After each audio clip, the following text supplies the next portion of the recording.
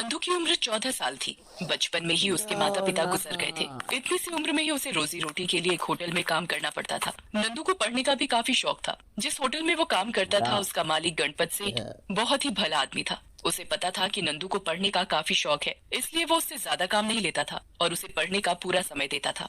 एक दिन उस इलाके के थाने के 2 इंस्पेक्टर उस होटल में आए। उनमें से एक का नाम इंस्पेक्टर रावत और दूसरे का नाम इंस्पेक्टर शर्मा था। ओ सेठ, 2 कड़क मलाई वाली चाय भिजवाना। अभी भिजवाता हूँ साहब। सेठ नंदू को बुलाता है और उससे धीरे से कहता है, जा रसोई में जाकर इनके लिए बढ़िया चाय बना कर ला, जिसमें गाढ़ी मलाई हो, और इनसे पैसे नहीं लेना है, ठीक है? और सुन, सिर्फ चाय लेकर मत जाना, साथ में 2 बने मस्क और 2 खारे बिस्कुट भी लेते जाना। मगर इनकी इतनी खातिरदारी क्यों की जा रही है? और तो और इनसे पैसे भी नहीं लेना है। अरे बेटा, इन पुलिस वालों की न दोस्ती अच्छी है और न ही दुश्मनी। इनसे जितनी बनाकर रखोगे उतना ही अच्छा है। बात नंदू की समझ में आ गई। उसने झटपट सेठ के कहे अनुसार सारा सामान एक ट्रे में सजाया और उसे लेकर उन दोनों इंस्पेक्टरों के पास पहुंचा। मगर यही बेचारे नंदू के पैर जरा से लड़खड़ा गए और चाय का कप उलटकर इंस्पेक्टर शर्मा की वर्दी पर जा गिरा।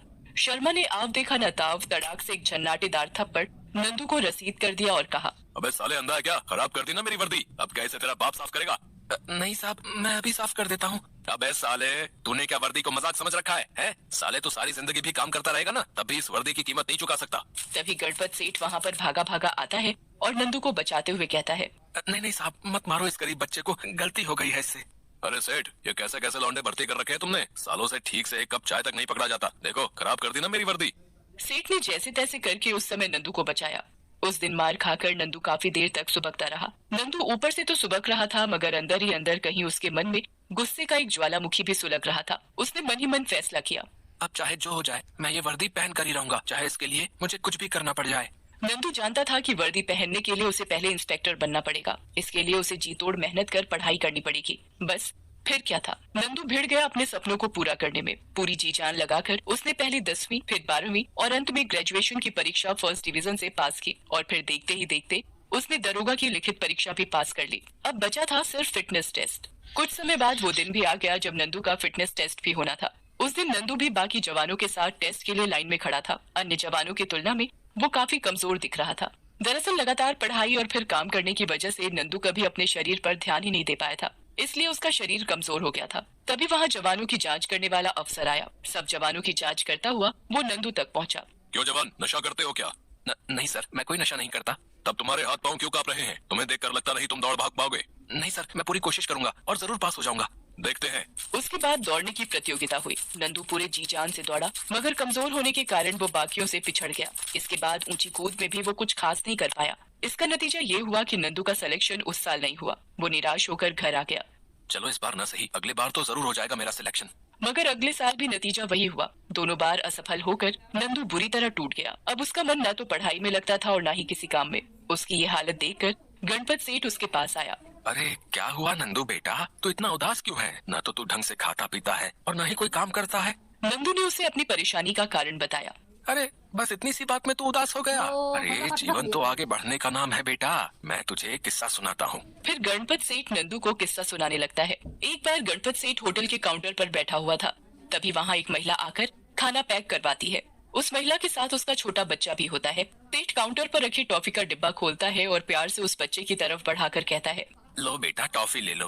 मगर बच्चा शर्माते हुए टॉफी लेने से मना कर देता है। तब सेठ हंसते हुए अपने ही हाथों से ढेर सारी टॉफी निकालकर उस बच्चे को देता है।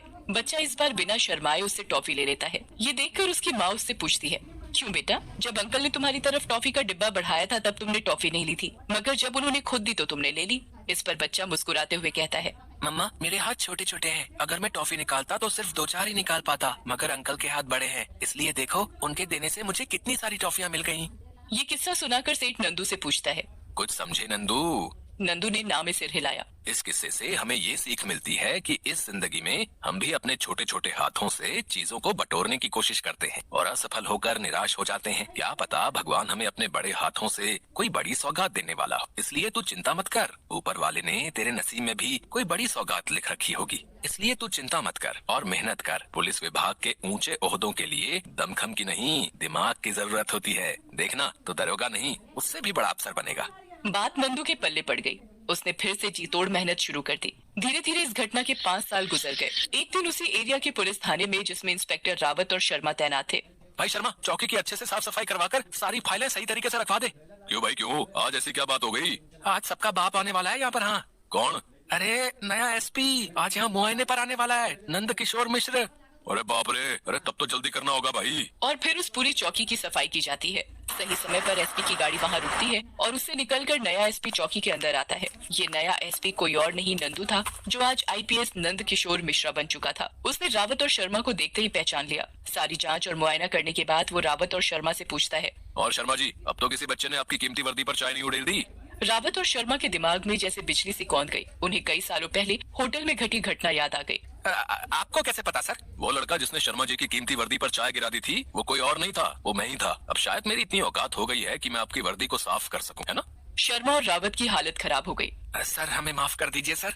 घबराइए नहीं, मैं आप लोगों की तरह नहीं हूँ जो अपने से छोटे ओहदे वालों की इज्जत नहीं करता। लेकिन जो गलती आपसे हुई है उसकी सजा भी आपको भुगतनी पड़ेगी। इसलिए जाइए, आज तक जिन जिन होटलों में आपने मुफ्त का खाना खाया है उसका सारा बिल भरिए। अब जाइए।